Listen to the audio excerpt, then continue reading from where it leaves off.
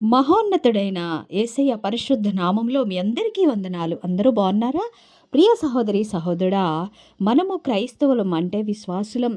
దేవుని యందు భయభక్తులు కలిగి జీవించడానికి ప్రతిరోజు ఎంతో ప్రయాసపడుతూ ఉంటాము. ఎక్కడైనా ఈ లోకంలో పడిపోతున్నామా? ఎక్కడా దేవునికి దూరంగా జీవిస్తున్నామా? దేవుని నామాన్ని గనపరుస్తున్నామా? దేవుణ్ణి దుఃఖపరుస్తున్నామా? అనే విషయంలో ఎన్నో ఆలోచనలు కలిగి, భయభక్తులు కలిగి జీవిస్తూ ఉంటాము. అయినప్పటికీ కొన్ని సమయాలలో పొరపాట్లు చేస్తూ ఉంటాము. లోకానుసరమైన నడవడికలో మనకున్న సమస్యలను బట్టి, మనకున్న ఇబ్బందులను బట్టి ఒక్కొక్కసారి లోకానుసరంగా ఆలోచించే వారముగా ఉంటాము. ప్రియ సహోదరి, సహోదరుడా, మన దేవుడు గొప్పవాడు, శక్తిమంతుడు, బలవంతుడు, అద్భుత కార్యాలు, ఆశ్చర్య కార్యాలు చేయగల గొప్ప శక్తి గల దేవుడు. సజీవుడైన దేవునికి మనము ప్రతి సమస్యను అప్పగించే రీతిగా ఉండాలి. మరి మరి దేవుడు అద్భుతకరుడు గదా! మనకున్న పరిస్థితులన్నీ మార్చగల శక్తి ఆయనకే ఉంది. మన స్థితిగతులన్నీ మార్చివేసిన పరిస్థితులు జ్ఞాపకము చేసుకోవాలి. ఒకానొక దినములో ఉన్న మన పరిస్థితులు, ఈ రోజున్న పరిస్థితులు జ్ఞాపకము చేసుకొని, నిజమే కదా!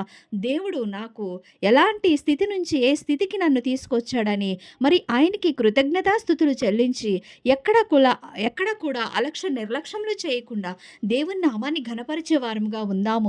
మరి మనము ఈ లోకంలో ఎంతకాలము జీవించే వారముగా ఉన్నామో మనకైతే తెలియదు కానీ, మన విశ్వాస జీవితాన్ని కాపాడుకునే రీతిగా ఉండాలి. మనం విశ్వాసంలో బలపడే రీతిగా ఉండాలి. దేవునికి దగ్గరగా జీవించే వారంగా ఉండాలి. ఎన్ని శ్రమలు వచ్చినప్పటికినీ మనము దేవుని పని చేసినట్లయితే దేవుడు మన పని చేస్తూ ఉంటాడు. మనకి తప్పక మేలు చేస్తూ ఉంటాడు.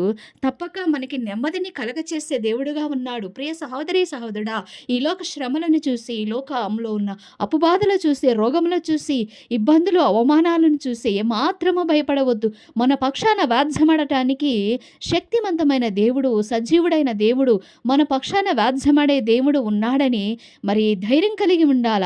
మన కొరకు ప్రాణం పెట్టిన దేవుడు ఈ లోకంలో మనకు సృష్టికర్త అయిన దేవుడు, దేవాది దేవుడైన యేసయ్య ఉన్నాడని నీవు ధైర్యం కలిగి ఉండాల. ప్రియ సహోదరి, సహోదరుడా, ఎంత గొప్ప దేవుడిని కలిగి ఉన్నాము. మరి అంత గొప్ప దేవునికి మనము మరి గొప్పగా ఘనపరిచే వారంగా ఉండాలి కదా! ఎక్కడ ఏ సమయంలో కూడా పడిపోవద్దు. ఎక్కడ నిర్లక్ష్యములు చేయవద్దు. మన విశ్వాసాన్ని దినదినము బలపరుచుకుంటూ దేవునికి దగ్గరగా జీవించిన వారమైతే మన కుటుంబాన్ని కూడా విశ్వాస జీవితంలో నడిపించే వారంగా ఉంటాము. కొందరి కొరకైనా భారం కలిగి ప్రార్థన చేసే వారంగా ఉంటాము. రెయ్యి మొదటజామున లేసి చేయు ప్రార్థనకి ఎంతో బలము, శక్తి ఉన్నది. అట్టి ప్రార్థన నీ జీవితంలో ఉన్నట్లయితే నీకెంతో నెమ్మది కలుగుతుంది. నీ కుటుంబ పరిస్థితులన్నీ మారిపోతాయి. దయచేసి ప్రియ సహోదరి, సహోదరుడా, రేయి మొదట జామున నీవు మెలకువగలిగి ప్రార్థన చెయ్యి. మరి లేవలేకపోతున్నావా? చలికాలంలో ఇబ్బంది పడుతున్నావా? నిద్ర సరిపోలేదంటున్నావా?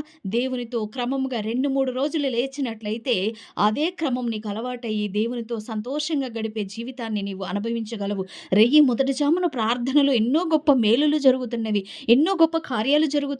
ప్రియ సహోదరి, సహోదరుడా, నీకున్న పరిస్థితులు మారిపోవాలంటే మరి నీవు మెలకువ కలిగి రెయ్యి మొదటి జామున లేసి ప్రార్థన చేసినట్లయితే నీకు ప్రతి సమస్య నుంచి నెమ్మది కలుగుతుంది. నీ పిల్లలకున్న సమస్యలను బట్టి, నీకున్న అపబాధలను బట్టి, నీకున్న రోగములను బట్టి ప్రతి సమస్య కొరకు రేయి మొదట జామున లేసి మరి నీవు ఏకాంత ప్రార్థన చేసినట్లయితే గొప్ప ఆశ్చర్య కార్యములు, అద్భుత కార్యములు చూడగలవు. ఈ 2026 సంవత్సరంలో మన విశ్వాస జీవితాన్ని మెరుగుపరుచుకుంటూ దినదినము ఆయన నామాన్ని ఘనపరిచి స్తుతి ఆరాధన చేస్తూ ప్రతి విషయంలో కృతజ్ఞతాస్తుతులు చెల్లించినట్లయితే నీ కుటుంబంలో ఈ 2026 సంవత్సరంలో గొప్ప మేలులు, గొప్ప ఆశీర్వాదాలు నీవు అనుభవించగలవు.